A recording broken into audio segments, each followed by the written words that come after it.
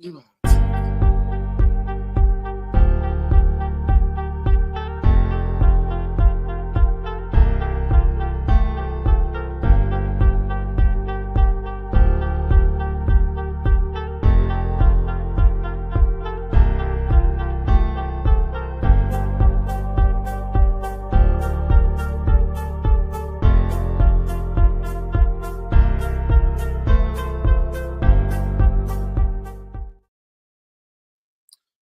Big up to everybody. Welcome to United Real Therapy, man. Welcome to the URT. URT. This is the URT. We are the URT. You are the URT. Big up to everybody. Love, light. And yeah, Man City, eh? Bloody hell. Falling apart, mate. 3-0 up, 75 minutes gone. They're breaking records, man. It's absolutely crazy, you know. It's absolutely crazy, you know. It's honestly, it's levels of craziness. I'm not going to lie. Can you hear me? Can people hear me? Honestly. Yeah. 100%. Big up, Adam. Big up, Adam. Big up to everybody, man. Yeah, we got a bit of a show for you tonight. I mean, we can use Man City actually as a classic example. We're going to talking about how bad our forward players look, and I don't believe they're horrendous as they look right now. We're going to be getting into it. I think a lot of people are jumping on the bandwagon. The new toy syndrome, I call it, the new toy bandwagon. They're jumping on that train to basically saying, yeah, bring new players, bring new players. Yeah, I think in certain positions we do need. I think definitely in midfield, definitely in the wing backs, definitely maybe some centre backs. But yeah, I'm not for one binning off all of the forwards in this team. I'm not for one doing that. I'm not for one that's definitely doing that. So I'm not ready to do that yet. I need them to be coached. And for that, people, and I keep repeating it, and until the cows come home, we need to get the F out of the Europa League for him to have the time to be able to do what he's doing. But yeah, got that show for you tonight. Big up to everybody. Lot of love. Big up, what's the creek? Big up, Lesso. How you doing, bro? Yeah, man. All good. Up the fucking Irish, mate. Love back from Manny to Dublin and all of Ireland. Talk to me, Lesso. How are you, King? Yeah, I'm all good, man. I'm hanging in there. Yeah, it's been a rough day. Warm, cold temperature. Is it summer now in Southern Africa? Yeah, it's very hot. You can only pretty much leave the house after 5 o'clock. You know, that's how hot and scorching hot it is. Yeah. So, but yeah, big up to the chat and smash the like button, people. Yeah. Big up. Yeah, we're going to be talking, just to let you know what we're talking about tonight. We're going to be talking about a little bit about, like, I think, as I was explaining then, I see everybody jumping on a new toy train. Just basically saying our forwards not as bad as they look, you know, and then try to explain that Erik ten Hag signed, 21 players, even though three of them were loans. But yeah, it's not as bad as they look, man. I'm not going to lie to you. It's not as bad as they look right now. I think once you coach them into a system, obviously they have to do the bit. They have to be able to improve themselves and listen to the coaches and listen to the new way of playing. But yeah, I don't think it's as bad as what people are making. It's not as bad as what we're making it out. And including me, because I'm just frustrated like any fan when I'm watching the games, calling them shit. But yeah. Yeah, we'll talk about that.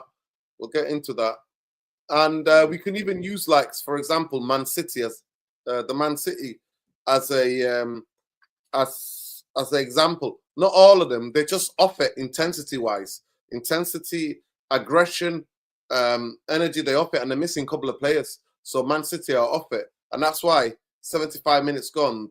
Not everybody who's on the pitch for Man City is a crap player. They're not all. They're league winners, treble winners, some of those players. So at the end of the day, it could happen. Yeah, you know what I mean? It could happen if you're not at it physically, you're not at it mentally, you're not at it in terms of intensity and aggression, you can be found out. You can get caught. Big up to everybody. Big up Samson. Big up DJ Superfly guy. Big up Zane. Zane with a super chat saying we cooked Amarin's ex-team. Yeah, actually, they had more shots in the game than you guys, but I'll have to watch the highlights. But yeah, it looks like everything that you hit went in for you tonight. Yeah. I don't know if you would have cooked him if he was still there. I know that for a bit. Come veterinary, most of them have needed to go for yes. So who are we talking about? Who are we talking about? Other than Rashford. So Garnacho needs to go. Ahmad needs to go. Xerxes, who just signed, needs to go. And Hoyland, who signed a year ago, needs to go. Let's go through it.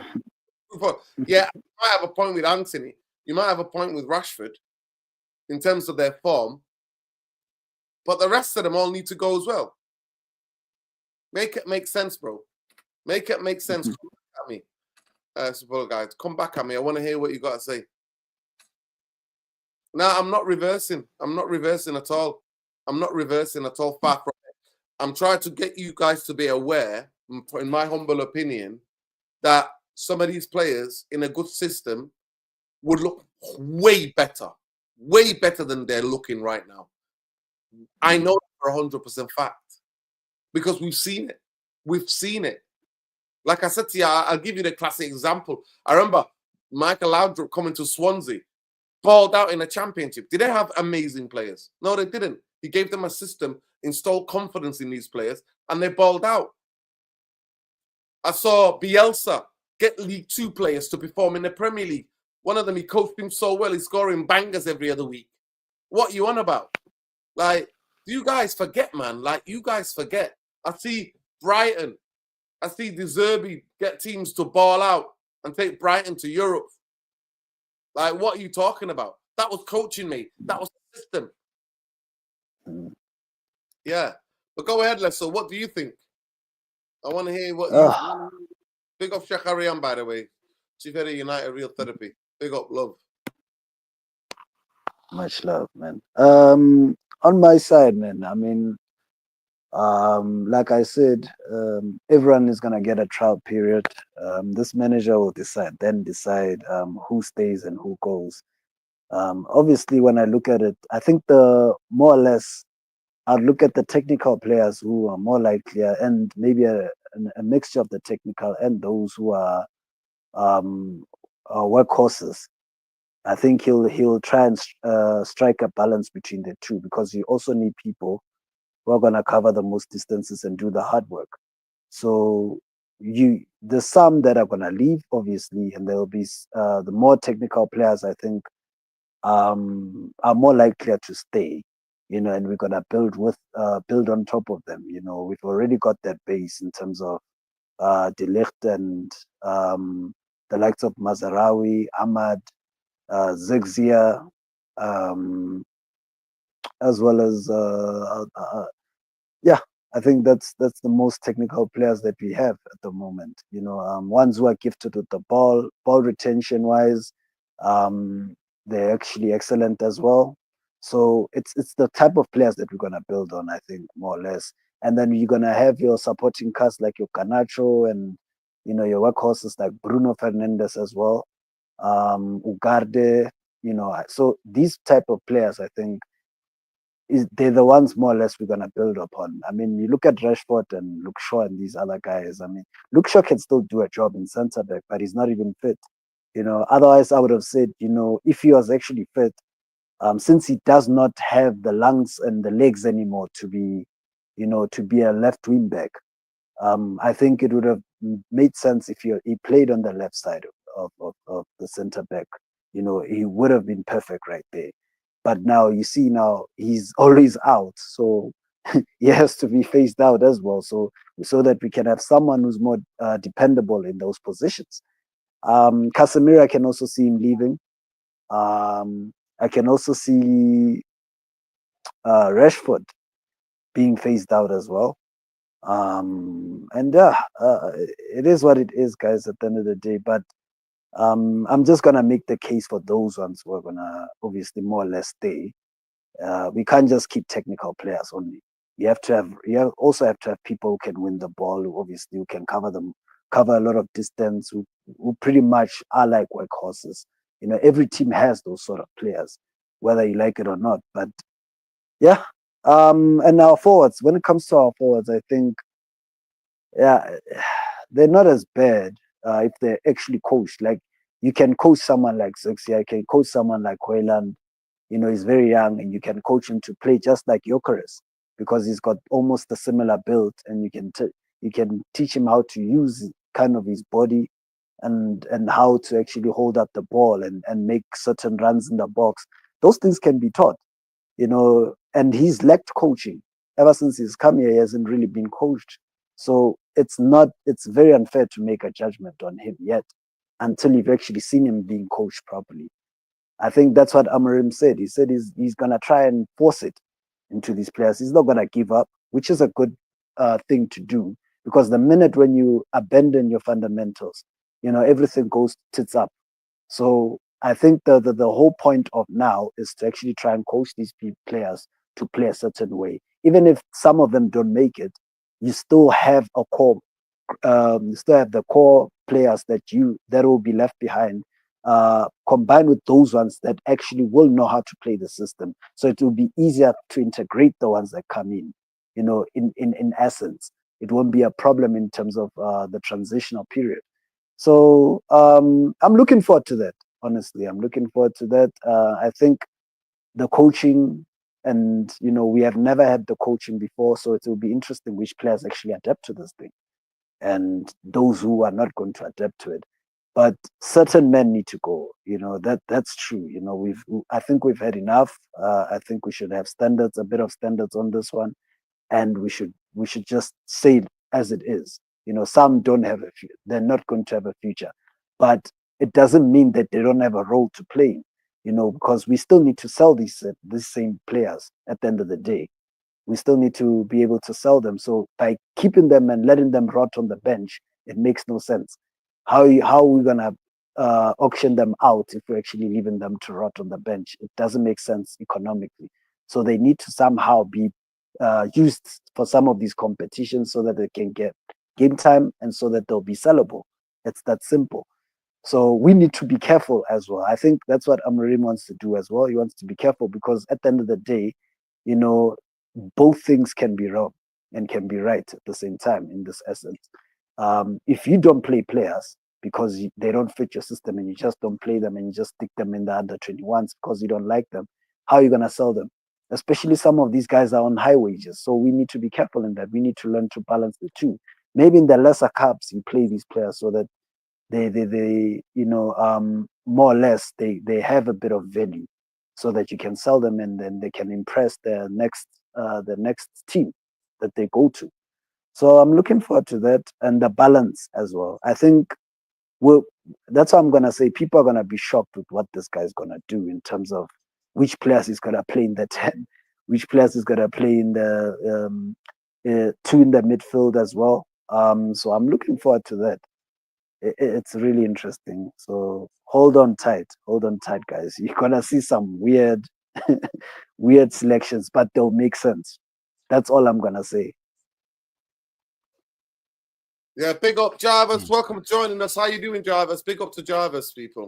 Yeah, big up, guys. I hope you're doing well. Yeah, I'm good. I've just been watching the Champions League for the evening. I saw Arsenal win 5-1 against Sporting Lisbon. So I think Sporting they did their best, but Arsenal were a better team. So yeah. Yeah. And I also got the highlights from Manchester City against Feyenoord 3-3. Wow. Crazy. They have really lost their confidence. That team is oh. Yeah. And that's what I want to talk about, using them as an example, Jarvis. Yep. I've been here. I'm just hearing so many people talking about forwards. We need to replace the whole forward line. They're crap. They're not good enough. And I'm like, I don't believe that. I think one or two or three maybe need to go, but I don't think every one of them needs to go. I'm a massive believer. Football is about this, and it's about confidence, and it's about understanding the way that the coach wants you to play. And you see that. Do you think that Amarin, if he was still there, Sporting, would they have smashed him? that much. Maybe not, because City had loads of chances as well, to be fair, in the first half when they played against them. But looking at using Man City as an example, they've not all become horrendous players overnight. These are like treble winners, 4-time league winners. So it's about the confidence, but it's about having the intensity and the aggression. And at the top level, if you drop off by 0.0%, and that's the way how it is in the top. Most of the teams in the Premier League are really good teams, and they have good players. But it's a couple of percent that divides Manchester City and number 10, to say it like that. So we think that the gap is so big, but it's not. And a lot of it is confidence. You come in, you believe in yourself. So if Amorim can install the confidence into this group of players, I think a lot of these forwards can do well, and we don't have to sell all of them. And it's not going to be an overhaul, as we mentioned, because we don't have the money, the budget. So Amorim just have to work with what he got. We have some youngsters coming up. Obi Martin is coming up. He looks fantastic at a young age. A little bit too soon still, but give it a couple of years, and I think he will be one of our forward strikers at that time. But we have others. Ahmad will stay, obviously. I'm not sure how Garnacho is going to fit into this team.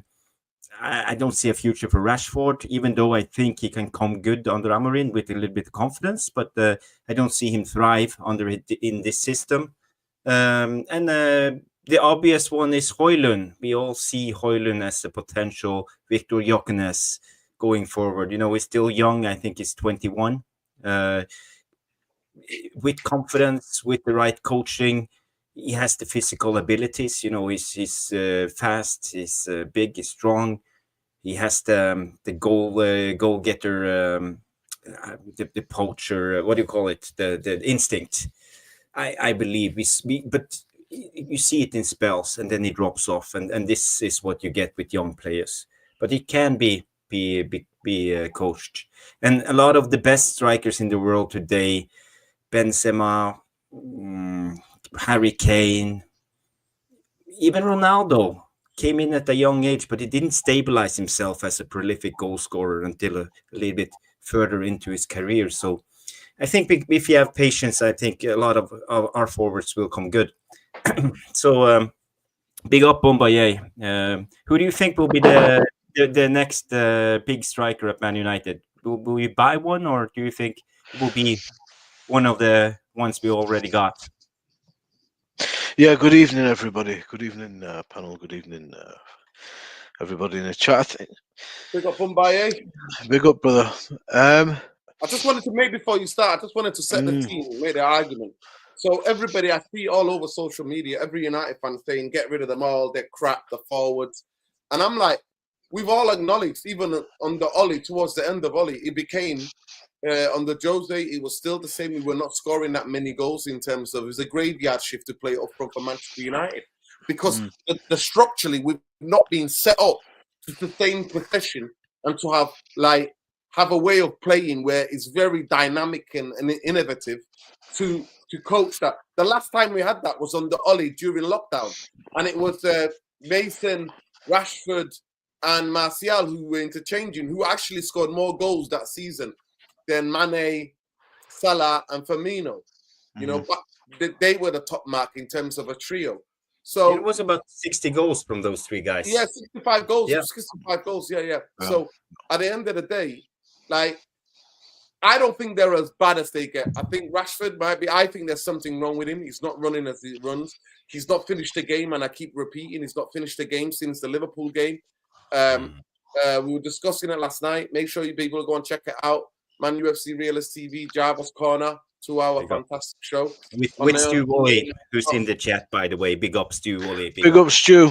Yeah, big up, Stu. So we were discussing it last night. So at the end of the day, there's something, maybe his back problem, or there's something wrong with him, because, like I said, he doesn't finish a game. He's not finished the games ever since Liverpool game, and that's quite wild. So I think there's something, and then maybe you can have a point with Anthony, but the rest, we've not given them a chance. And I just think there's this new syndrome in football. Oh, they're crap. And I also like to mention that when everybody's like, oh, these players have been here all that. No, Eric Ten Hag bought 21 players. 3 of them might have been loans, but that makes 18 players he signed for Manchester United. So at the end of the day, we've got to also look at that. And I'm just sick of this new toy syndrome. Somebody asked the question before, would I sign that Gorkes from Sporting Lisbon? No. No, I wouldn't sign him, no. I just personally don't rate him. I don't like his attributes. But so I want to set it in that context that everybody's saying, get rid of this, get rid of that, get rid of that. And I'm like, no, we need to see them be coaching a system. Yeah, it's a two-way thing. They need to be willing to be learning, they're willing to listen and willing to buy into the system. But also I expect a lot from Amarin and his team to be able to coach and do a developmental plan for some of these players. But go ahead, Bombay. First of all, big up Stu, futsal king. Nice.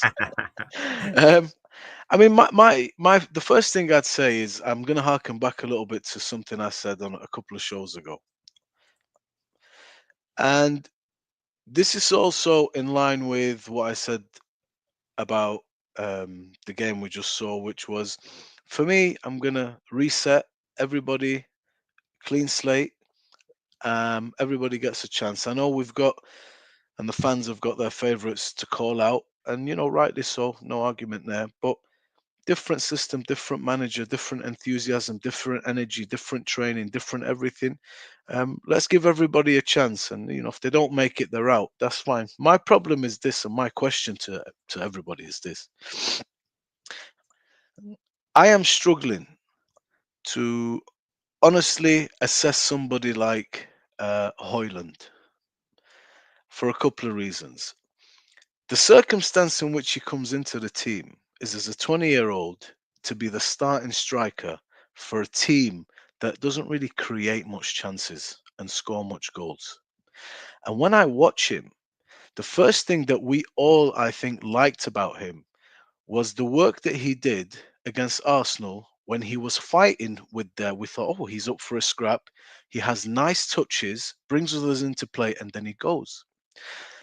It's very difficult to assess our Xerxes, Hoyland, Rashford, to a lesser extent Rashford. I'll focus on the two guys more because they don't have the luxury of simply being told to play, to occupy a centre forward space. You just mentioned the good word, graveyard shift. How many times have we hearkened to graveyard shift throughout the course of last season and some of this season with regards to Hoyland? Your job today, kick and punch. You're going to play quite a distance away from that forward, from that 18-yard box of theirs. We need you to bring others into play. We need you to hold up. By the time he's done all that, now he's got to get into the box. And either the service that comes in is shit, or the service doesn't come in. That's where the criticism of the wingers, specifically Garnacho and also Rashford, is in that, because they're going themselves instead of trying to find him. So it's very difficult for me to assess and talk about these players because they're not given the opportunity to play as an out-and-out centre forward like Kane is given that opportunity, Haaland is given that opportunity, and to boot, the team is not functioning properly. There's no goals there. There's nothing happening there. I mean, are we giving him service? Is he genuinely getting proper service? Is Xerxes getting proper service? Now, Xerxes, to me, what I've seen, is not a Hoyland in terms of a out-and-out striker. There's goals there. He seems like a bit of a 9.5. Rashford's a different type of striker. Rashford, is a different set of problems he brings. But all in all, our guys operate a little bit more like outfield players. Now, if I'm watching Hoyland play and Xerxes play and Rashford play, and these guys, like Ruud van Nistelrooy, Sheikh is mentioning, yeah? Think of Ruud. He's always in that place, occupying the danger area. It's all about getting it to him, getting the service there. Now, if the service is forthcoming and he's missing chances, he's fluffing his lines, balls are coming in and service is coming in, but he's not where he's supposed to be, now we have a problem. But 16 goals last season, all considered, is not something to scoff at. And what I've seen from Hoyland, man, is If you think back to the Newcastle game, he makes, I think, Newcastle and Everton and maybe one other goal. He makes goals out of nothing. He made in those games. He just created it for himself, scores. You see the dink he did the other, few games ago. Ice cold, very nice. There's a lot there. But right now it's very difficult for me to pass judgment on these guys because they're supposed to be strikers. But there's too many deficiencies around them. And the job, I think you said it, Jarvis, and I agree with it. Are we ruining Hoyland? Have we ruined him a little bit with Ten Hag saying, just, you know what, drop down, fight, kick ass, touch it, run, that we'll try and find you? It can't be fun. So that's what I'd say. Are they the answer? Are they good enough? I don't know. But I certainly would not pass judgment at this point. No way.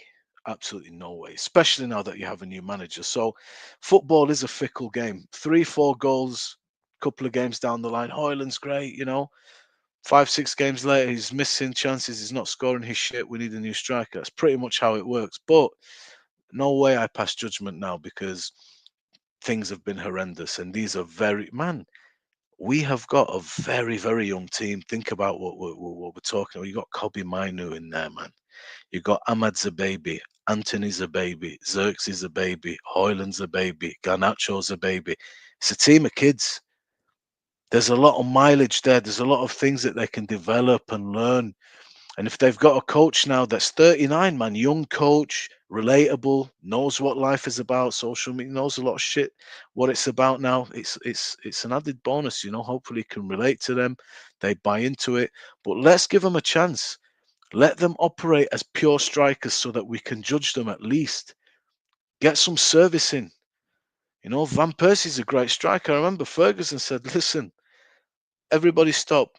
Your job is to find him. If you don't find him, you're not playing because he's been bought in to bang goals to win the league. I heard Scholes talking about this in Carrick. Got to find these guys. How many times, man, has Garnacho go on his own or Rashford does the wrong thing? Or usually we're either putting Ahmad's not playing usually. He's playing the last few games. He's done great. We all thought he should play. I don't know who he puts on the right. And it's selfishness and there's no service and it's kick and you can't do that. You have to let them play, man, as pure strikers, or give them a role in the team where they can showcase their talents closer to goal. And then if they're missing and fluffing lines, then we can start to criticize and say we need to improve. But right now, no way. No way you start talking about getting rid of players and stuff like that, especially with the fact that you've got a new manager. You have to give these kids a chance. It's not easy, man. 100%, I agree with you. Yeah, I agree with, I think, majority for the first time, eh? Wow, what the hell's going on? We agree for the first time. That's a record, people. I agree with everything Bumbaye said. I genuinely actually think the money we need to spend is on the win backs. I think Manchester United need to get specialized win backs to play who can put service into the box. I think we definitely need to get another two midfielder, people who can cover the miles because he plays two in that system. And I think we need to look at the centre halves who would suit, like, technically good, like I talked about it yesterday on Man UFC Real TV, Jarvis Corner last night. I think we need to look at those, get the signings there. I think structurally, the way we're set up, the way we're to attack needs to be fundamentally changed. Fluidity, dynamism needs to be introduced into this team. Interchanging of positions, confidence, all those different type of things. System can improve players. And the classic example I use is Man City now. It's Manchester City now. I said that Eric Ten Hag would burn players out. I was right. I was fucking right. I said it in January. Jarvis Bumbaye here. Less over here. I said it in the first season. He's going to burn players out. I said that he's going to try to win all this Europa League business, this and that, and it's going to fucking cost him. And he did. So that's the reason why I'm also saying we need to get out of the Europa League and we need to give this guy the time he needs because time is at the essence. He needs his time right now. His first season, the first 8 months, coming in 3 quarters and a half into this, quarter and a half into the season, right? Almost just normal 3 quarters left of the season. We need to give him time to be able to coach day in, day out, and that's what we need so he can the way you do that, play the youngsters, and then we will finish bottom of the group and get the hell out of here. That's what needs to happen. But I refuse to believe that they're all crap and shit. I don't. I don't believe that. And like Mumbai laid it out, they're all young. They're all young. Xerxes 23. You know, Hoyland, Garnacho, Ahmad, similar ages around there. Xerxes, they're all around similar age, early 20s, just barely 20 or early 20s. So we have to give them that opportunity to be able to be shown what they're going to do in a system. Now, this is where you come back at me and say, Nuruddin, if they're not helping themselves, if they're not coming in, if they're not working as hard as they can, if they're not trying to play and try to be so open-minded to the new way and the new system, then bin them, then yeah, 100%. I think that Amarin will make that case that you're not going to fit into my plans. Well, I've tried. You don't understand the system. You're not accepting the new way of doing things. So at the end of the day, that's where I think the money should be spent. Because I have faith. I have faith, especially in Highland. I have a lot of faith in Highland. I think if Garnacho improves 50% of his decision making, I think it's going to look like a different player. I think if Ahmad believes in himself 30%, especially when he's up the pitch, other than passing all the time, he has a shot now and again. I think he's going to look like a different player. I think if we can go back to find that Marcus Rashford, who's now getting subbed every game and who can't run properly, looks like at the age of 27 that he's lost more than 5 yards of fucking pace. Not just a yard, it's nearly 5 fucking yards of pace. Then he might need to move on. Anthony maybe need to move on. But then I'm like, maybe Anthony can come in and maybe can shock all of us. I'm open-minded. Maybe Bruno can shock all of us. You know, Bruno played, actually, I thought on the ball he wasn't as wasteful. And I actually like that. He didn't create that much, but I actually prefer him. Because usually he creates fuck all and he's giving the ball away every other action. So these are the things that we have to talk about, people. But I'm just sick of this new toy. Let's buy a new toy. I think we need the toys, but I think the toys maybe in the centre half areas, especially the left centre half, and the toys might have to be in midfield. That's where the toys that we need to go and get that can fundamentally and maybe get a specialised win back. I'm hearing tonight we're linked with Ryan El Nouri. Oh, that'd be fantastic for me. I think he's a brilliant player. So these are the things that I want to get the conversation. And people are accusing me, I'm sliding there and you're reversing. No, I'm not. I'm not sheep. That's the difference. Because I can just see everybody saying, oh, it's going to be all right. You were saying that all when the lot were here before Eric Ten Hag came in. And Eric Ten Hag's brought in 18, 19 players. Do I believe all of them are shit? No, I don't. But let's know, what are you saying? Who would you keep? That's the question. Who do you think will survive? And then make sure everybody, if you know your answers. The question is, let me know in the chat as well. Who do you think will survive out of Anthony, Rashford, Ahmad, Zertsky, Hoyland?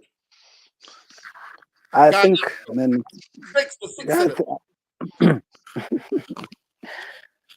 That's very tough, man.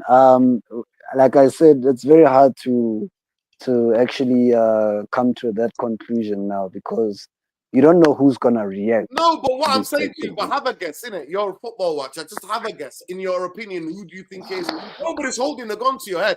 Nobody's gonna come back and say, "Oh, you said this. You're not to blame. You're to blame." And like Mumbai said, it's about service. Forward players, it's about service. Mumbai gave the classic example. We saw it on BT back in the day. They're sitting next to each other. I think it was Rio and Scholesy and Owen Hargreaves, and they were like, Fergie was like, "Yo, if you're not passing to him, you're getting subbed. You've got to find him." So it's about those things. But go ahead. Yeah, man.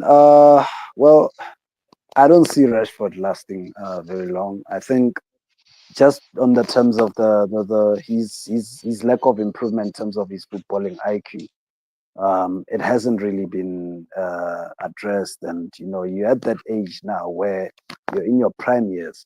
and your IQ should be way better, because you're slowing down and you're kind of like you're gonna be dependent more on the decision making, factor. You looked at it even with the fast forwards that you had throughout the game, throughout the years, like your Ryan Giggs, for example. Ryan Giggs' footballing IQ was out of this world. He could be converted into a midfielder. So, when you lose your pace, I've always had that worry with Rashford in terms of if he loses his pace, then what? Because he relies on that. Most of his game is basically based on that. So, but then you don't have the IQ. It's the same thing with Theo Walcott that we saw as well. Promising youngster. He was very quick, one of the quickest forwards in world football, period. But the decision making is what it kind of like let him down, and it is what it is. If you do not evolve your game, unfortunately, you're gonna get left behind. And I can see Rashford, Garnacho. I can see Anthony working out. Funny enough, he hasn't even played, but I think it's more or less of what he offers. If he can actually get his mind back on football and maybe get back his confidence a bit, you can see what he offers. He can play in that system. He's very well disciplined. He listens to what he's told, and he's actually a hard worker. He covers a lot of ground, and so he can be a useful player to use. But I think because the thing with the price tag and everything, there's always going to be that thing hanging over his head. But if the coach can get him, can get him disciplined and focused on his footballing again and get his confidence up, I can see him being a useful player, especially on the right wing position, because he can actually play that role based on his attributes. But then, pretty much I can see Anthony. Obviously Ahmad is gonna be there. Mazraoui is gonna be there. De Ligt is gonna be there. Martinez won't be there because I think he may actually we might be having a contract standoff with him at the moment. Apparently he's very reluctant in signing a new contract. So that one is very interesting to actually pick into. Maybe that's why we're actually looking at centre backs again. Why we linked with centre backs. So based on that, I think more or less even the goalkeeper Onana is gonna be here. He's very much improved. And I think it's more or less due to extra training that he has been doing. He seems a little bit lighter as well, and when it comes to saving, he's a shot stopper, right now. He's pretty much improved on his shot stopping.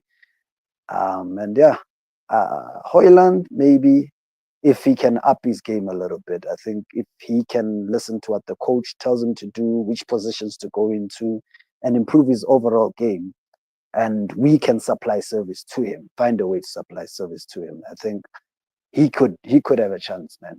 He's still very young, like I said. I'll give him till the end of the season, and the manager will decide whether that's his striker or not. But I think pretty much, those players. I'm not gonna even mention the likes of Kobe Mino because we all know he's he's going to survive. It's a definite. He's very good technically at ball retention wise, on the ball as well. He's a very intelligent player, and his ceiling is pretty much very high. So I'm not really gonna enter into that one.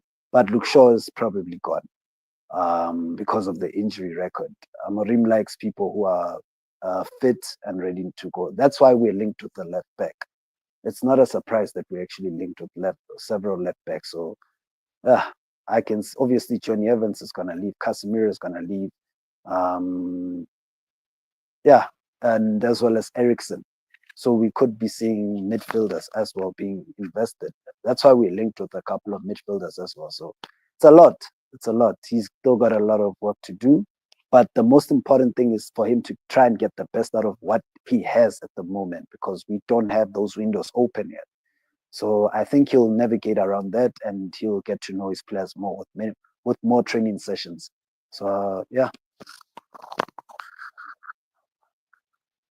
Go ahead, drivers. Who do you think can survive the system and can survive Manchester United? And it's got the heart and the mindset to want to survive here, to want to learn a new system or the new way of playing, and an intensity up there and testing the aggression, the physicality. Who do you think out of the 6 forwards that we have? It's a good question, Nordin. And you know, I when I see this group of forwards, I see a lot of selfishness. I see them wanting to score for themselves and not for the team. They're not very self-sacrificing when they play. They seldomly do third man runs to open up spaces. Even the goal yesterday, we see 3 guys on a straight line in front of goal when the pass is coming. None of them are trying to open up space for one of the others. They come flat in. When you come into the box, let's say the goal is here, you want to come first deeper, middle, and high. You don't want to come flat in. So you could see them yesterday. Even small things like that makes me believe they want to be the hero. They want to come good. They want to have the bragging rights. And I think it's not about the abilities. I think a lot of us understand that they have great abilities, as you're saying, Nuruddin. And yeah, I agree with you. I'm kind of sick of trying to buy the next new toy. Why can't we just develop what we already got? Because the talent is there. But I think, for me, I think it will be a tough job for Amorim to change the mindset. Even a player like Garnacho, I think he's way too selfish. Rashford, definitely selfish. And when I remember during the last 2 to 3 seasons, when the pressure is too high and everybody says pass the ball, he starts passing the ball in every situation when he should be shooting. So he doesn't understand the difference. So for me, I think Højlund can come good, as I said. Ahmad will obviously come good under this system because Ahmad is a gem. But Ahmad is the type of player that he will come good in almost every system. He could play for Barcelona and come good. He can come Bayern Munich, whatever team, Manchester City, he would be good. So it's down to Anthony. I don't think Anthony can be coached because he don't have a right foot. He's only have a left foot, and that's a big problem. But Anthony can be used maybe as a wing back, but I just give him like 15% chance.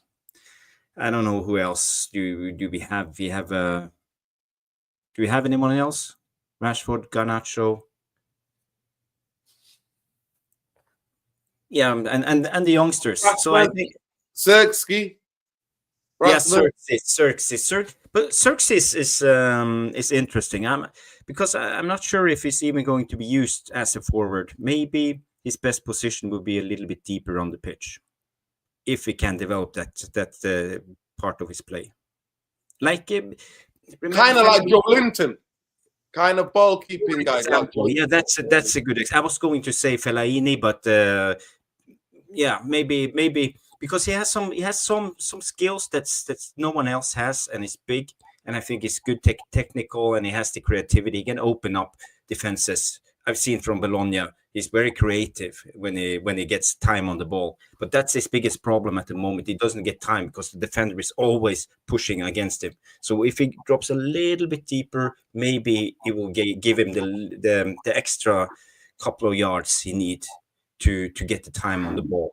So maybe as a number 8, but then he has to improve his skills, on the ball, running. He needs to work really hard.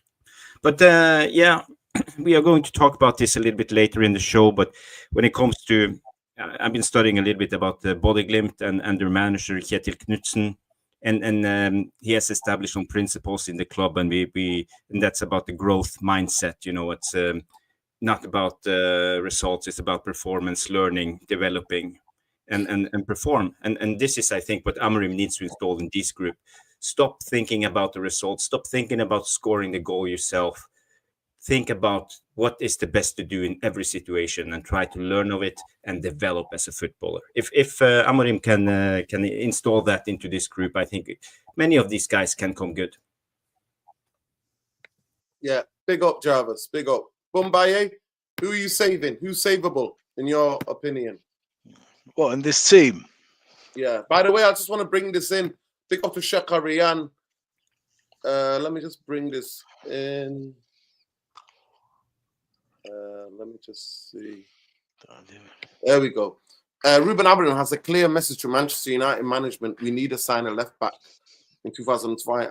A move is expected in January or the summer. Sources Fabrizio Romano. Okay, that's interesting. And apparently we're linked with Ryan Al-Nouri tonight.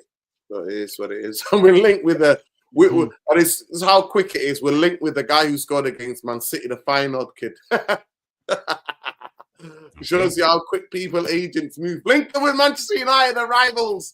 Get his profile up there. Get him up there. But yeah, who you saving? You keep the keeper. You keep Lenioro.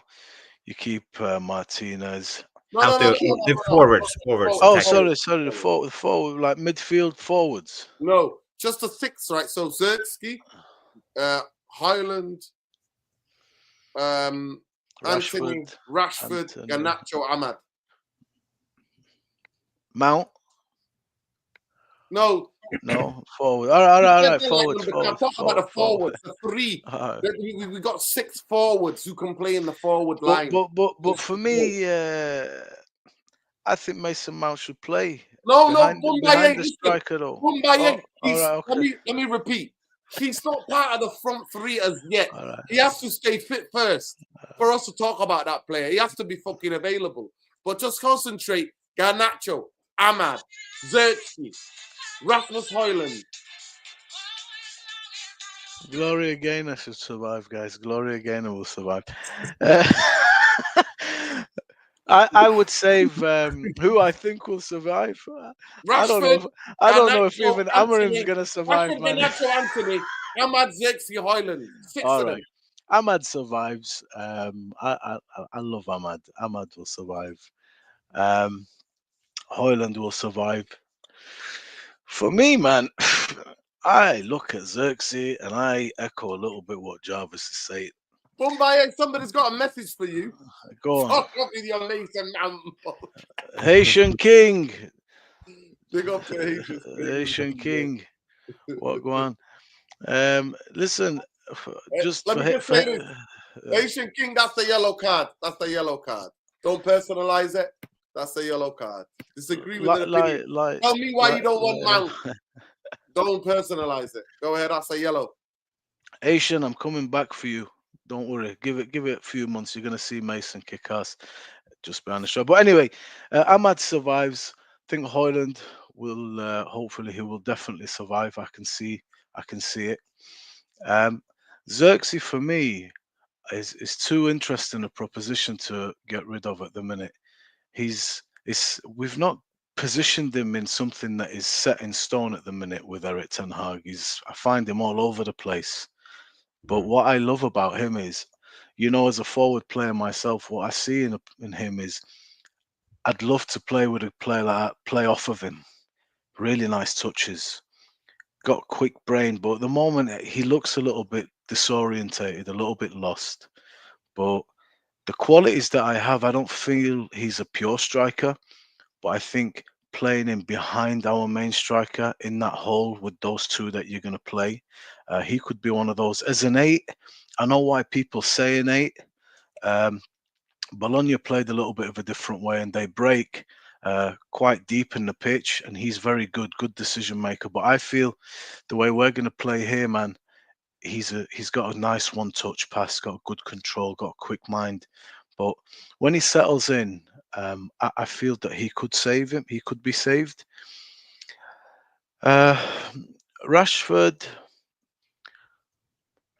Rashford can as well be saved. I just don't know where Rashford fits into this thing. It's difficult at the moment. It really is hard. It's all about that wide play, isn't it? it's all about that wide play, man. I don't know if Rashford where he fits in right now. So it's a hit. It's maybe Garnacho. You see, the thing is, we keep going. He's young, but at a certain point, what is he now? 21. Garnacho. I think he's 20. 20, still a baby. He can be saved as well. He can be saved. There's going to be a lot of intense competition for those two positions behind that striker. Those whole guys. There's going to be a lot of competition for that. He could be in there, but his decision making and his, he just gets a little bit excited, gets the head down. First initial thoughts, they're not bad thoughts. I like a player that is constantly courageous and is not easily deterred. It's a good quality, but sometimes it can be a detriment because you're seeing a lot of the ball, you're getting into a lot of the positions, and we're not getting anything out of you. It's a little bit like the critique of Bruno. You see the lion's share of our possession, and we're looking for you to make things happen, and everything is wayward. The decisions are wrong, and it's not like him, but it's been like that for a long time. So Garnacho, yeah, as well could be said. Anthony, I have absolutely no idea, zero clue, but I'm willing to give him a chance. I'm willing to give him a chance at this point. At this point, the question you're asking me is a touch premature for me, only because I feel everybody's fair game to lose, to be cut from this squad and be on the bench and even sold. And everyone is dispensable at this point for me. I won't shed any tears over anybody apart from Ahmad. I'm in love with the kid. But everyone as well, you can steal a place in this team if you play your cards right. It's a new manager, and the next 6 months, I don't think you're going to see too much happen in January. Well, you might get a left back, that would be pretty mint, but I think he's going to, like you said, you guys all said it. The players, big up Lawani. Hope he had a safe trip. He also said, "We're going to find you out. We're going to find you out. Athleticism application is going to be massive in the way that Amarim plays. Are you going to believe in the system? Are you going to start adopting and believing in his philosophy? Are you going to make the grade? If you're not, then here's my due diligence at the end of the season. These are the problems we have. Hey, have a look at this, Jason. But Omar, check it out. And this is what we need instead for this thing to continue." And on that basis, it's hard to tell you who's surviving, who's not. But I think everyone's got a chance to survive. But the definites are Ahmad, Hoyland. They're the two that I'm pretty certain about. I can see Hoyland really doing good. I like him. I think there's good things in there. He's better than this scruffy work that he's doing. I actually think he's a little bit scruffy in his work, and maybe that's because of youth and eagerness to want to score and impress and show that I can be the guy that scores and the United striker. But it is not a joke to come in to this particular team under Ten Hag and be expected to be that guy. Haaland walked in to a team that is flying. They didn't score any more goals. They all just consolidated in one play because Foden works for him.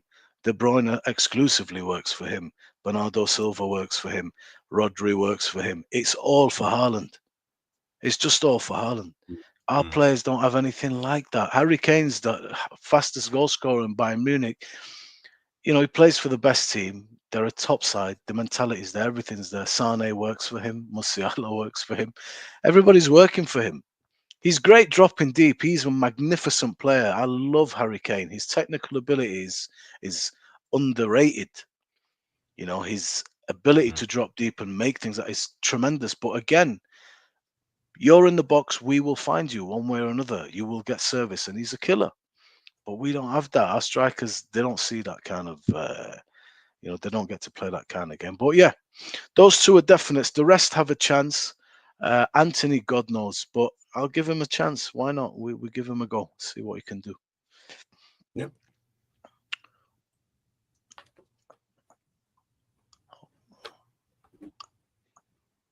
Yeah, you know what? I didn't see Luwani. I don't know. Maybe Jarvis, can you see Luwani's chat saying hello to us? I didn't see it. Loani, beep the horn. He's on the road in his truck. He's on the road, man. Hopefully, we're keeping him company. Don't friggin' fall asleep. I'm trying to see his comments and I can't see it. Keep your eyes on the road. Smash the like, URT, smash the like, Steve, please. Hopefully, he's on his way back from from New York. He's made it in and out. He's on the way back to the Haven now. Yeah, big up Lavani. Windy says, I hope you folks listen to what Amarin said. Things will be bad for a while. Yeah, 100%. No, we're ready for that. Yeah, good point. It was frustrating during the match, and obviously we're reacting instantly to the games. So, of course, the frustration is going to overspill because you're reacting to what you've just seen. And it's been 12 fucking years, Windy. It's been 12 years. We're fucking sick and tired of being sick and fucking tired. You know what I mean? We're sick and tired of being sick and tired. But big up to everybody. I wanna just finish off with this. It's the last 5 minutes because I'm super tired tonight, guys. I've been to a protest. I've been to a solidarity demo for the Gypsy Roma traveling community in Manchester on Saturday. In front of the Exchange Square, just outside Selfridges, near the Arndale City Centre, Manchester. There was a group of young traveller, Roman and Gypsy young people who came to go to experience, like everybody else, experience the Manchester Christmas market. Unfortunately, the police basically grabbed them up, separated siblings from other siblings, and stuffed them all in trains back and stopped some of them from going into the Arndale. Can you believe that? Can you believe that literally in 2024? Like the level of dehumanization, criminalization, and stigmatization of the traveller Roma community. You have to stand in total solidarity with them. And so we were out there for 2 hours. We did a little demo and big up to the resilience and the resistance of the traveller Gypsy Roma community who stood there and who were basically telling it as it is and telling us, giving us an insight into how much they suffered the racism, how much they suffer because they want to live their culture, they want to live their own, they don't want to assimilate, and how have they been kicked out? Their communities have been all kicked out of all the different areas where they would have their caravans and where they would stay. They've been kicked out totally, like erased out of Manchester. And now we've got bloody corporate overlords building high, big towers in Manchester. Absolutely shameful. I'm so ashamed of my city, man. I'm ashamed, but I'm not ashamed of the people. I think Manchester people are down-to-earth, friendly people. But I'm ashamed of the so-called the overlords who fucking run this city, the fucking mafia.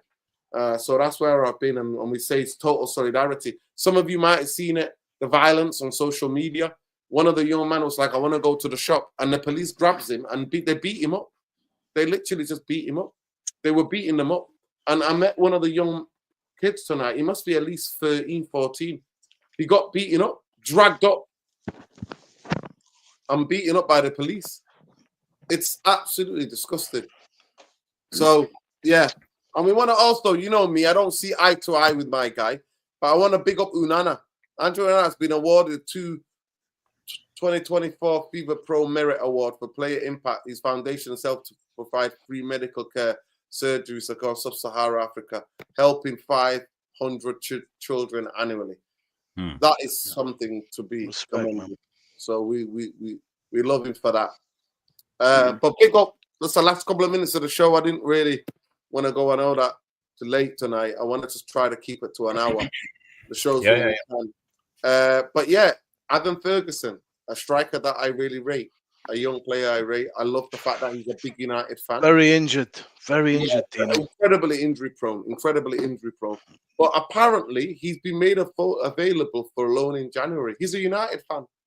Would you take him, Shakari? Would you take him in? The new United is too injury prone. You know what? I'm not gonna lie to you. There's something about him. There's something about him. And you know what? I agree what everybody says. We need an experienced striker. We need somebody in the 26, 25 kind of mode, guy who's been around the block, who knows about and then understands the forward position. But just the fact that he's a United fan, And the fact that, boy, oh boy, there's X factor about him. There is something about him. And obviously, at this moment in time, this new coach does not fancy him. This new young coach does not fancy him. This German coach does not fancy him. And he fancies more Welbeck and Pedro and the other guys who are playing. So I'm just going to lie because I like the player profile. This is the thing with me. I'm going to tell you my agenda. I'm going to put my hands up and say, don't shoot. I'm honest about my agenda. I would, if that was somebody else who's injured, like if that was Nkunku, I'll be arguing with you, saying, nah, I don't want him. Have you seen his injury record? He's horrendous. Another injury-prone player. But there's something about Evan Ferguson. There's something about Irish players playing for Manchester United. It's part of my fucking history. It's what I've grown up to watch. Dennis Irwin, the greatest fucking left back, right-footed left back in the Premier League history. Roy Keane, where would we be without him? You know, Whiteside. You Georgie Best. Georgie Best. You know, the history of Irish. Even in the Busby Babes, there were a couple of Irish players in the Busby Babe era. Yeah. So, at the end of the day, there's something about that kid. And the fact that he's a United fan, I'm just like, there's a dream that I have. Like, two up front. Ferguson on the whole as the number 10. Behind Zirkzee. I don't know. So behind no, bro, he's a good player, Dino. He's a good player, but so it's just this is the thing. I'm literally. I understand everything you guys would say. I understand that he's injury prone, but there's something about him. Yeah, O'Shea as well. Like that nutmeg on Figo is the legendary. When I see O'Shea, you know, in Manchester, I tell him that Figo. I asked him, like, how did it feel? He goes, honestly, I couldn't tell you. He goes, I've eaten off that nutmeg. I've drank off that nutmeg. You know what I mean? People offering free drinks and stuff like that, you know, just for nutmegging. You know, there's that, and there's the dink against Liverpool. Oh, yeah, the Arsenal in the 4-2. No, I love it. That was the one. So I'll go to you, Lesso, first. Are you getting tempted? I love the player profile. I love the fact that he's a United fan. And that, you know, that the lap was struggling with injuries. You know that a lot of young strikers struggle with injuries, actually, because their bodies growing, you know what I mean? And they're still adapting. So, you know, he can come through those injuries. And if he did, oh my God, what a player. I think, Dino, if he comes back into the Brighton fray and starts to pump he's a not. few They're goals, going to send him alone. The fact that the manager doesn't fancy him. He wants maybe loan might be decent, though, you know, if he can get back into the goals. Loan move is good. Look at what Ahmad did at Sunderland now. He's forging a life for him at United. So sometimes loan is good if the manager don't fancy, as long as you're playing, you know, and making your mark. You come back, maybe somebody takes a goal. But you need to play, really. No point in sitting around. Sorry, Lesso. By the way, I also love Petro as well. I absolutely love Petro. Saeed loves like Cunha for Wolves. I love Petro. So quickly, Lesso, would you take him? Yes or no? Do you like the player loan? Or do you think I like him. No, I like him, but I think it's the injury. I've just got PTSD with players who've got injury, you know, problems. So I don't know. It's hard. I like the player. I really did like him, and I wanted him. But you know, this injury thing it affects you. You know, and we've had a fair share of injury-prone players. So I think I'm gonna skip on that one, as much as it hurts me to say it. But yeah. Oh dear, what's happened there? Oh my goodness! It looks like he's had some ruckus. I'm not gonna lie to you guys. I think there's been a fight in training or in the dressing room or before the game or whatever it is. That is definitely. He's not. That can't be real photo. Is that not photo? No, that is real photo. Real photo. Apparently, it's real. That's a real photo. Huh. That is a real photo, Bombaye. 100%. Oh my goodness. Let's go and watch that post-match interview. See what. No. He already said I self-hand myself. Oh my God. No, man, guys. Can you see his lip as well? Can you see his lip? Oh dear. Can you see his lip? Hey. It's serious, man. So Well, we're saying he bit his lip, punched himself in the nose, and scratched his head. can you see that Oh there? my god. Yeah. Yeah. Bite, punch, scratch. Looks like he scratched That's himself crazy. there. Oh dear. Mm. Yo, Jarvis, there was some dude that you were talking about at Lille a while ago. Striker. Jonathan David. No, Yeah, no, what's going on? no, Jim, no. 1 second. Genuinely, what do you think that there's been a bit of a fight in the dressing room, guys? Genuinely, just quickly. I think, man, 3-0 up at home with nearly 60 minutes gone to draw 3-all. Yeah, I mean, I don't blame the guy. I'd be bashing my head against the wall as well. No, I think there's been a fight, Bumbayi. What are you on about? I think there's been a fight. I think he's got a fight with a player. What Maybe are the you team, on about, you? maybe he lost it and the team just filled him in and sent him out for this interview.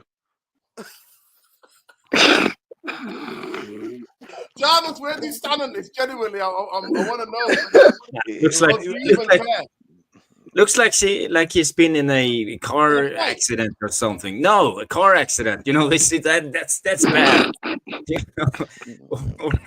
or someone kicked his ass. I genuinely do think, I'm not going to lie to you, I think he got it into somebody. He's pulled somebody, and there's people in between, and the person is trying to grab him. You know, when people come in between you, when people are fighting, because he would have had a black eye. You know what I mean? He grabbed somebody, and he's grabbed him back, and that's what it looks like to me. You know, when people, then I can imagine loads of the players will get in between and try, and then you're doing this, doing that. You know what I mean? Like doing that with you. Well, I'm not gonna sit here on air speculate about this because I don't know.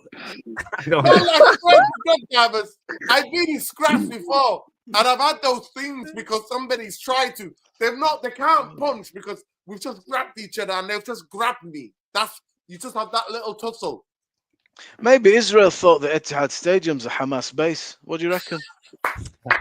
Come on, man. You know what I mean? Maybe collateral damage, innit? I won't put it past them. I won't put it past them. Maybe it was. Did you see him? Did you happen to see him at the Xmas market? Did he get clipped up by the police? Who got clipped up? Pep. No, it wasn't Manchester, innit? They played at home. That's what I'm saying to you. That's what I'm saying. This is what the police were doing to the youngsters. But anyway, we'll go back to the show. So yeah, Jarvis, quickly, would you take him? Well, we have 2 strikes already. He's not a striker. He's not a striker. Come on, we've already. Well, he was signed as a striker, as far as I know. He's not. But if you bring in Evans, I would like to go for a different style of striker, just to mix it up. I would like to go for a Salah type of player, or Jota, or Mbuemo, or like a little compact, feisty guy who will fight for every ball, who can stand his ground and has a little bit of pace and rough the opposition a little bit up. I think it's getting too static now with the type of strikers that we see, like the big striker. I'm because a big striker always gives the other players the mindset that they need to hit it long, cross it for him to head, like the old-fashioned number 9 toothless striker of the Premier League. I would like a more technical player, but also a little bit compact, like Mbuemo or Salah or Jota, or you know what I'm talking about. Hector is real. I'm not going to show you something that's not real. It's real. What you saw is what you saw. Go ahead, Jarvis. Sorry. So you want a different type of level, like wide kind of forward kind of guys who are stocky, quite quick, can run in behind, who can take people on. You're looking for a different type of profile. Yeah, that's the type of profile I would like to go for. But I like Ferguson. He looks good, but he never plays. When he plays, he scores goals. So he's a goal scorer. He's young. He has the talent. So and he's Irish. Up the Irish.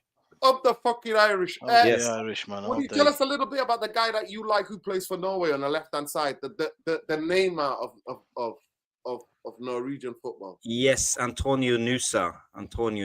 Yeah, he's great. Do you think somebody of his profile will suit? I made this presentation 2 years ago. Wow. Yeah. Check Jarvis out.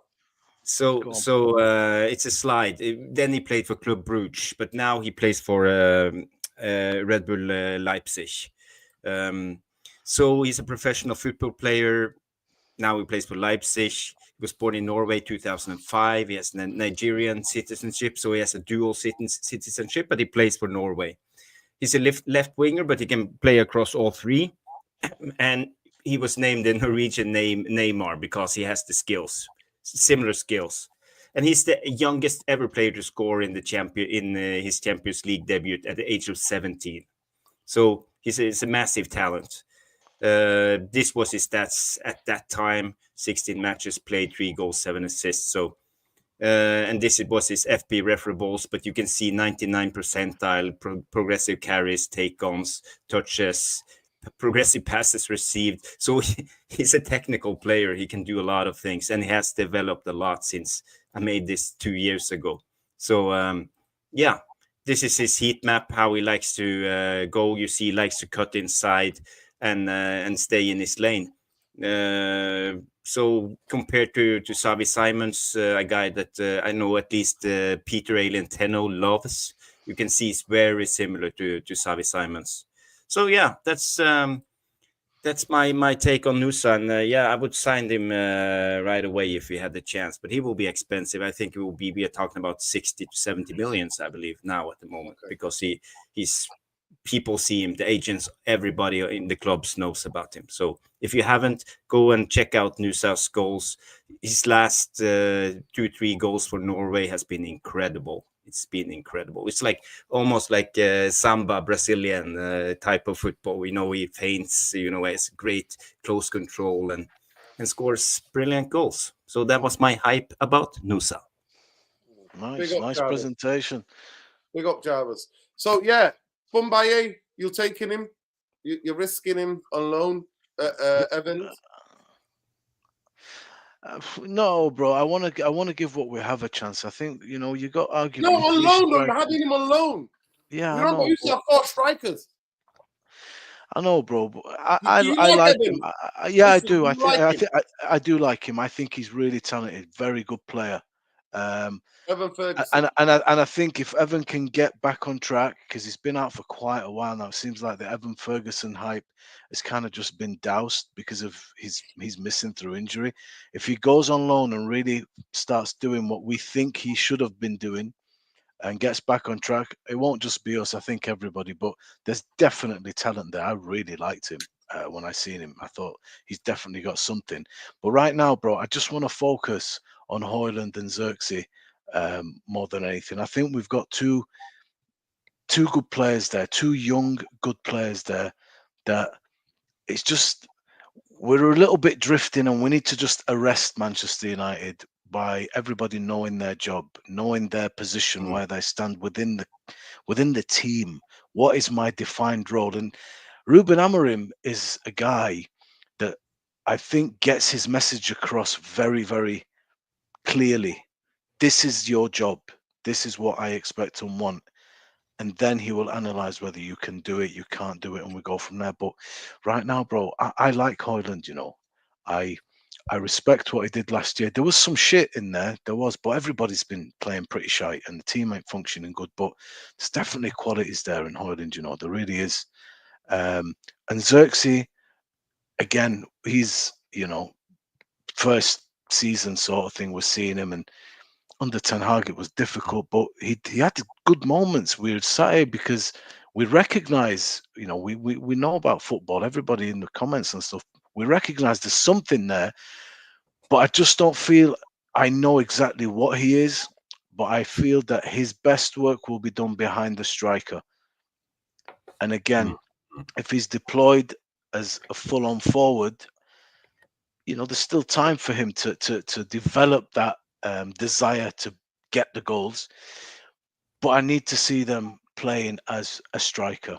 I need to see service. I need to see them being in the position where they're going to be found. I need to see ideas between players, chemistry. There's not a lot of chemistry.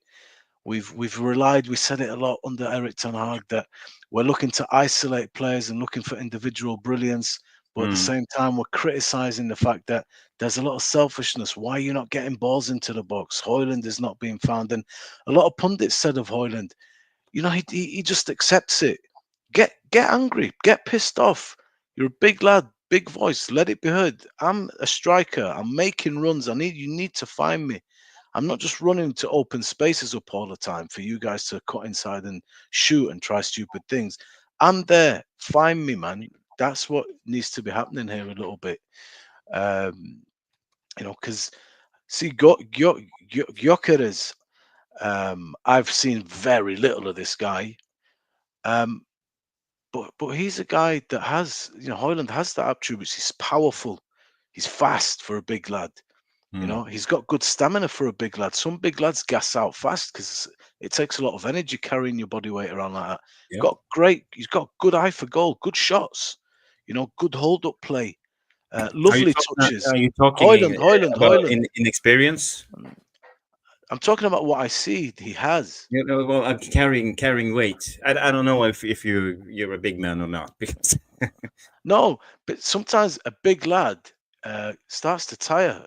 Takes a lot of energy to carry yeah, that weight up and down. You know what I mean? But he's I got a know. good engine, Hoyland. He puts a shift in. And what I do like about him, man, he does not, you know, he's low maintenance. You can see he doesn't moan. He barely touches the ball some games. It's a shit graveyard shift. Nobody wants to play that, and he just does it. He's a team player. So, you know, Gyökeres, yeah, he's functioning in the system. He knows what he's doing. He's good. He's doing his job great. But I think Hoyland has a lot of those qualities that Gyökeres seems to display. You know, But Mumbai, in a mm, couple of months, he will be 22 years old. So he's not a youngster anymore. He's coming into that stage where he need to establish himself as a regular first teamer and producing results all the time. 100%. But there's a So he difference needs to here, get go to the next step, and Jav. you know, a couple of months, I Where would say, this season he needs to establish himself. I think Amarim needs to establish a system for him to find himself within it. And that Mm. goes for all the players as well. But if you look about Hoyland, nobody's really heard of Hoyland. I mean, what's he done before United? He made some waves at Atalanta, I think. I think 19 goals was it 19 goals or 14? I can't remember. But I to think it go was from 12, but yeah, 12 goals from Atalanta, was it one season there? yeah. One season there, and then all of a sudden, £60 million, you're coming to be Manchester United's centre forward. It's not a joke, man. If we were flying, you know, like Rooney came into a beautiful team. Rooney's just a phenomenal player, you know, amazing. But he come into a beautiful team. Haaland come into a beautiful team. Kane's gone into a beautiful team. Everybody seems to be struggling at Man United. Even the good players that we've seen what they can do over the years seem to struggle at this, you know, in Manchester United with Ten Hag. His form was up and down. Players were bought. It didn't work out. They got moved on. Lots of just not very good stuff. So I think Manchester United's just drifting a little bit. Amarim, now you need to arrest it. Get your instructions across very, very clearly. Let these players find themselves within your system and give them and know their work, know their job.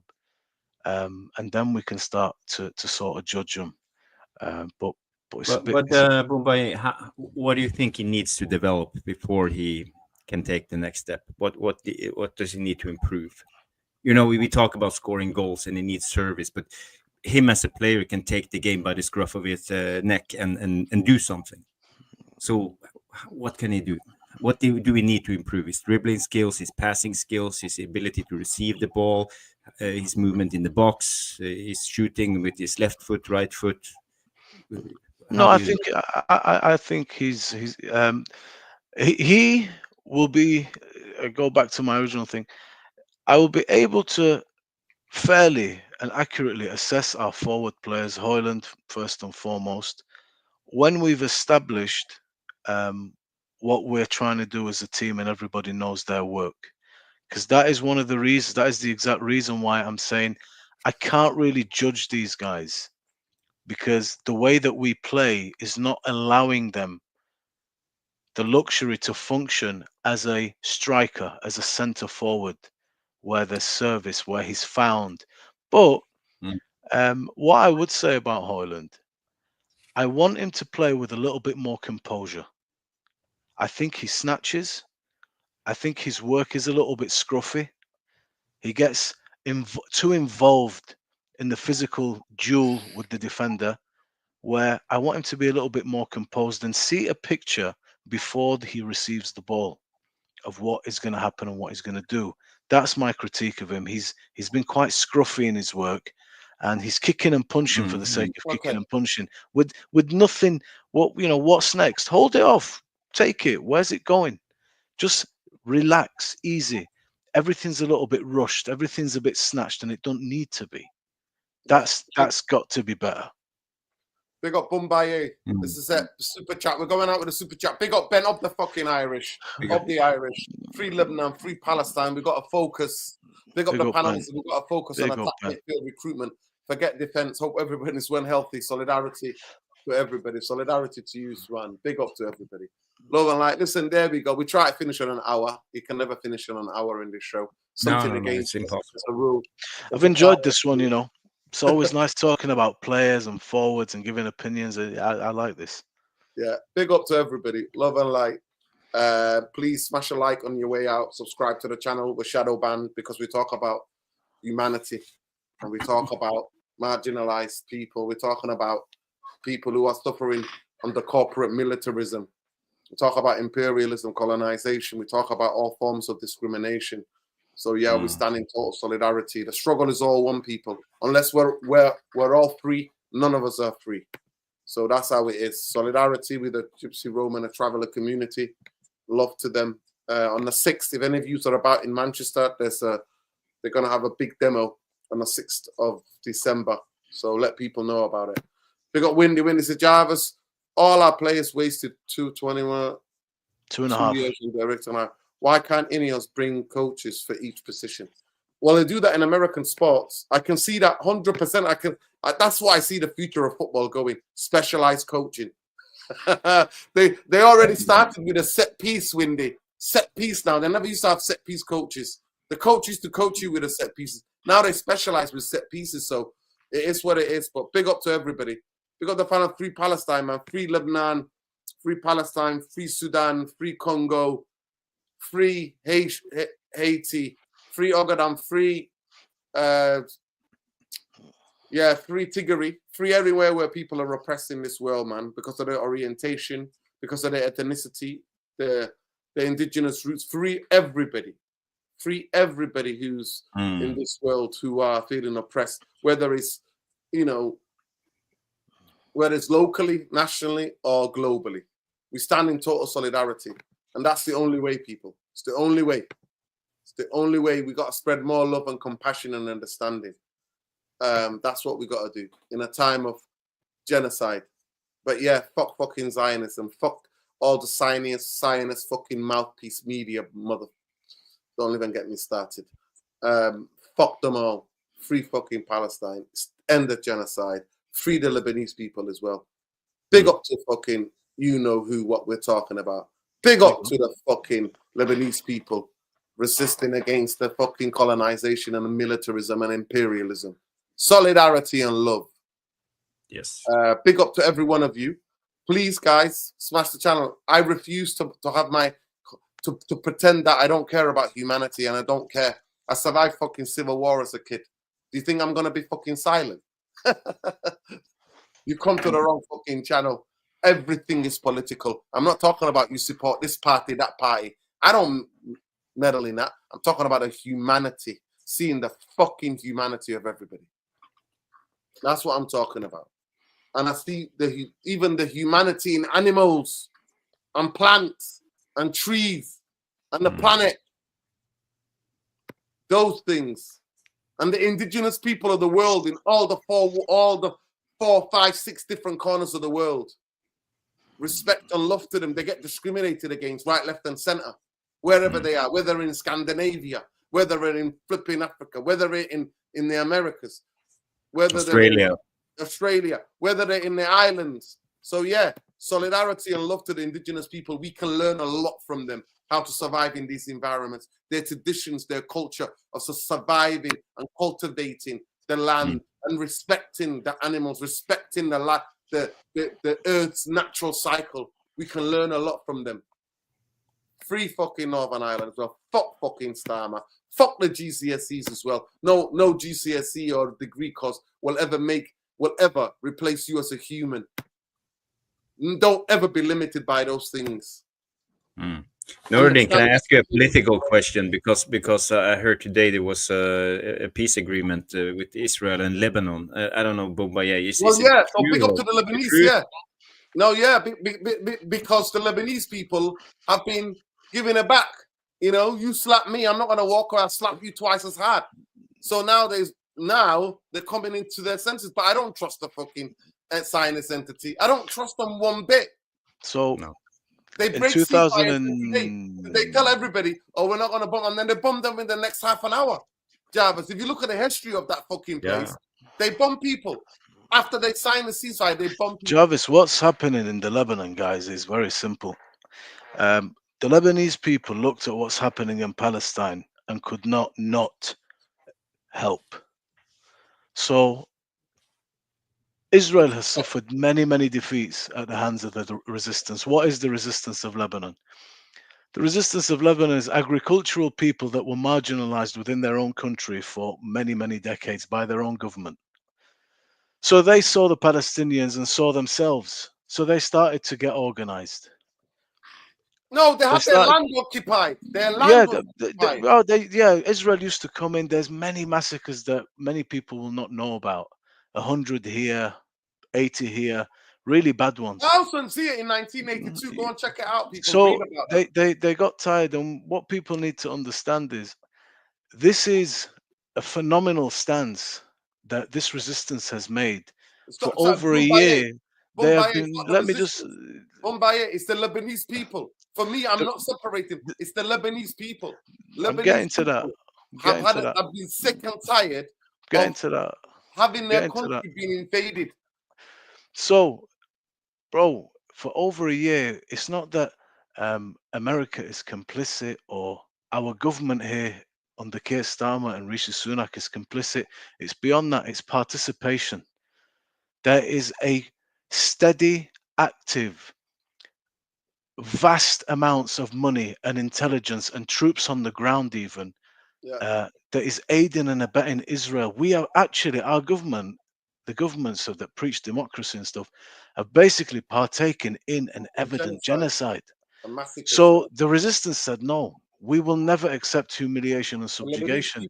So there's been a ceasefire brokered for a period of 2 months. It's not a cessation of the war to take stock. But what's happened is the Israelis tried to do a ground invasion, which was a very bad idea.